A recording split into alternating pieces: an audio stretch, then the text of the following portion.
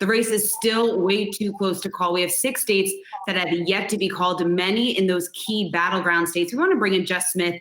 And Jess Smith, when you take a look at what is happening right now, just walk us through where things stand at this hour. Well, right now, former Vice President Joe Biden has 248 electoral votes. President Trump has 214. But as you mentioned, there are several states where we are still awaiting results. And right now, these races are very, very close. Just in the past hour or so, Wisconsin was called for Biden. So that gave him 10 more electoral votes. But we are still waiting on several other states, including Michigan. Right now, Vice President Biden has a pretty narrow lead in that state. He has been extending that lead throughout the morning as more and more mail-in ballots, absentee ballots from places like Grand Rapids or Detroit were counted. We are waiting on those final results. Again, the Secretary of State said today that she hopes to have a more clear picture of what is happening in Michigan at some point today. But again, it could take a couple of days. It could take some time before we have those final results. We are also watching Pennsylvania. Pennsylvania is a big one with 20 electoral votes.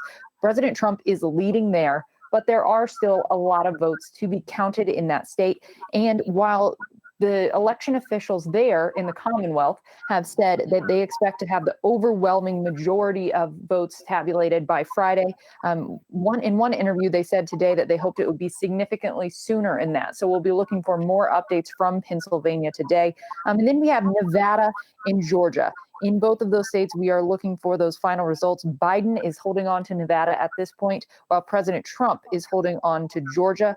Officials in Nevada told us that we wouldn't be getting any more results until tomorrow at noon Eastern time. So we'll be looking for what happens to those 6 electoral votes at some point tomorrow. We should also know Arizona, it's been called for Vice President Biden by the AP, by Fox News, but the Trump campaign is insisting that they got that call wrong.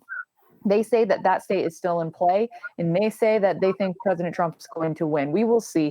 The votes have not all been counted there, though AP has called that for President Trump, but that's something that the Trump campaign is saying that is maybe worth mentioning there.